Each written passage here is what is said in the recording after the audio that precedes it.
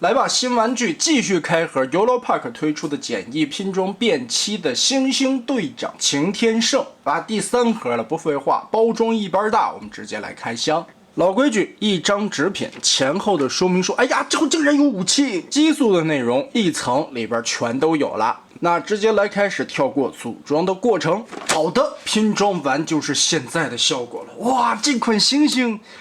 我做完了以后给我的感觉2个字可以形容：惊艳呐！我靠，这是110来块钱产品应该有的素质吗？可以看到身上的爆甲效果相当的棒，而且这一回的猩猩终于带了武器，是这3款中最良心的了。可以想象得到嘛，毕竟变漆主推的就是一个 BW 的情怀项，那猩猩队长擎天圣必须得做得棒了。所以包括官方在内和后续的一些授权产品来说，猩猩队长我觉得都是一个主打的产品线，它的风头甚至会盖过擎天柱和大黄蜂在电影中的一些表现。可以说变漆这部新电影主要讨好的人群就是 BW 的这些老粉丝，因为 G1 的情怀割得差不多了，电影带起来的这波新玩家割的也可以了，所以刀子已经面向了这些 BW 的老玩家，但能把这些老玩家们带动起来，也不得不说啊，官方也真是会做人的呀。而这一次猩猩造型的设计来说，我觉得是相当可以的。我很讨厌大黄蜂，是因为大黄蜂已经弄得太腻味了。我很讨厌这一次的擎天柱，是我觉得擎天柱做的已经不如外传带给我的那种震撼感了。而这一次的猩猩队长，从他在预告片里一登场的时候，我就会感觉这个角色相当的有魅力。而现在这款玩具的素质做出来，我可以看到每一个细节，每一件毛皮之下的机械纹理做的都是非常有味道。我觉得 Europark 在这款产品身上也会比擎天柱和大黄蜂更加的上心吧。来看头部的细节，面雕的涂装刻画相当的棒啊！银漆的分色以及绿色的眼睛，眼睛其实是独立分出来的一个零件，包括脖梗子里边的这些肌肉线条一样的机械刻画，很不错，很不错，精美。脖子后边的这个衣领其实是个球形关节啊，还是有一定的可动范围的。头部这里也是双脖子关节的球形，甚至在脑后这里还多加了一段关节啊，所以这个脖子活动范围会相当的大。作为猩猩队长标志性的张嘴和戴面具口罩脸，哎，这回竟然还有替换的面雕，4个替换手型，其中为了配合武器，专门有一个握持手。肩甲和小臂甲明显能看到非常棒的纹理刻画，这是我非常喜欢的 BW 玩具的那种手感。它不是用那种所谓现在很高科技的什么数码印刷技术印上去的那种毛发一丝一丝的感觉啊。我喜欢的猩猩队长就是得有这种棱角分明的这种波纹感的皮质，哇，手感能摸上去你摸得到的质感，手臂的层次感也相当的丰富。肩膀这里依旧存在一个大范围的活动肩，肩胛撩开，这里还有一个独立的抬臂，也可以举到很高。2头肌的根部打开，虽然说达不到360度的旋转吧，但来回活动的范围是够的。它会被后边的这一块造型零件所阻碍。说到这个造型零件，我们也可以打开手臂看一下这里边的镂空处理效果，这机械的质感，甚至这里的假液压。同时在手肘活动的时候，打开小臂的这个肩胛，这里边有一个双段的关节，腾开更多的活动范围。然后在运作的时候，第一节这个关节的幅度其实就已经很大了，可以折到90度。但是你再活动的时候，里边的假液压会跟着内收。哎，哇，它虽然不是联动啊，但是带动的这个假液压活动也是很有感觉的。2段关节加起来曲臂也能达到135度了。手腕传统的球形关节，活动范围很大，手指软胶。胸口的处理，哇，巨无霸的派系标志。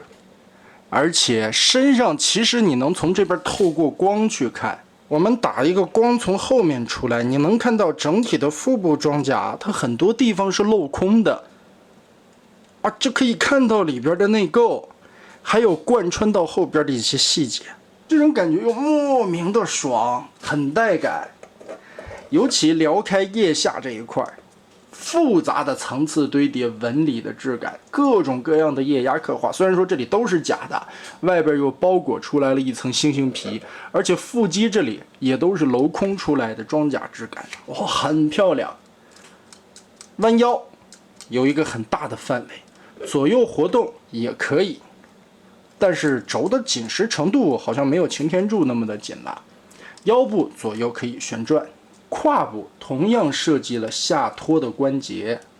双轴，所以前踢不影响，抬的腿部可动范围很大。哇，看看这里边的机械内构，后踢完全没问题，侧踢也可以不影响，大腿根部左右是可以转动的。虽然这个猩猩的外装甲皮不可以爆开，但是从后边看，屁股蛋、大腿内侧，包括小腿的里边。这都是猩猩的毛发刻画出来的纹理质感。哦哟 ，nice 呀！我尤其很喜欢大腿的这一块，这个才叫细节啊！这种层次堆砌出来的设计感就很棒。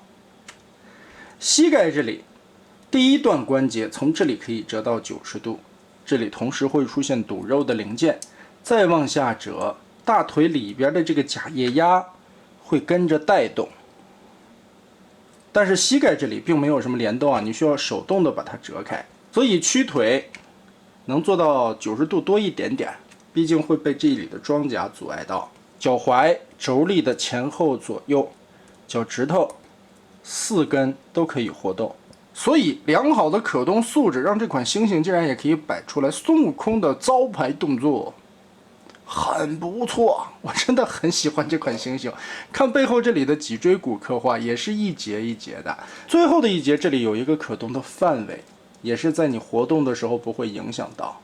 虽然说并没有那种脊椎联动的感觉，但光这个造型纹理的刻画，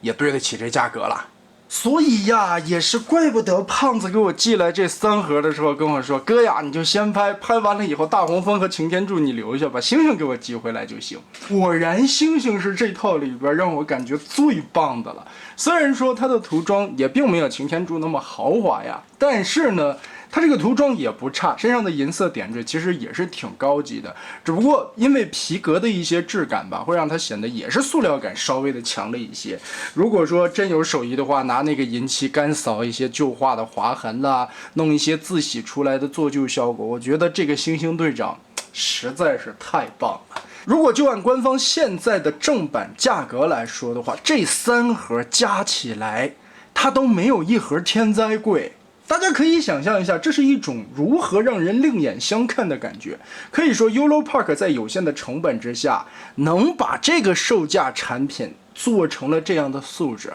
我觉得可以了，很牛逼了。造型方面来说没得挑，对于原作的还原度可以说很高了。可动方面，在一些装甲的设计也是用了一番自己的心思。涂装漆面，大黄蜂竟然表现的是最素的，后面2个每开1盒都是带给成倍的惊喜叠加。所以这一套我感觉啊，毛下来吧，猩猩也不给他了，这猩猩做的更棒。好东西，好东西，好东西。其实咱们只有翻回来聊一聊变期的新电影吧。为什么之前一直没出这个电影的观后感呢？因为也是刚上市嘛。第一个不想给大家剧透啊，第二个变形金刚的电影现在还有什么可聊的呢？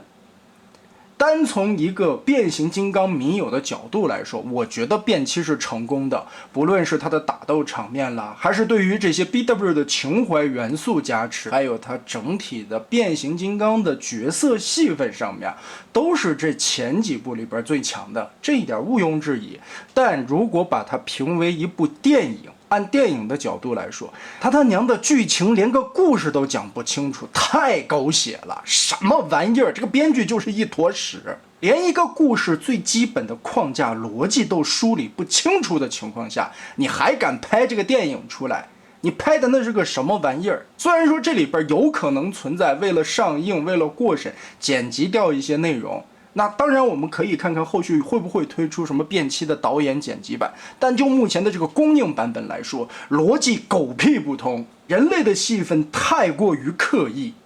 就是为了让人类存在而存在强加进去的戏份，就是说把人类的戏份完全的剔除掉，变期的电影也是可以讲通顺的，反而加了人类的戏份以后狗屁不通。